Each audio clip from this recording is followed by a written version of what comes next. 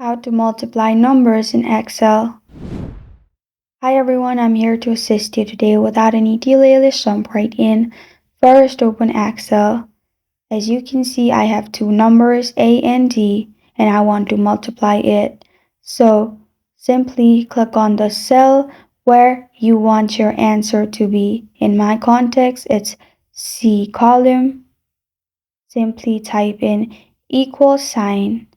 After that, I want to multiply the first number, which is A2. Simply click on A2 and it will format into this form. After you've done that, the multiplication sign is asterisk. Click on asterisk and then click on the second number you want to multiply with, which is B2 in my context.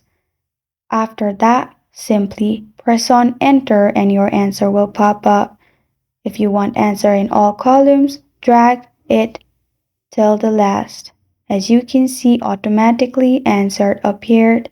And this is how to multiply numbers in Excel. Thank you for joining me today. If this video helps you out, please leave a like and subscribe for more. Got a question or want to suggest a topic? Comment below. Thank you for watching.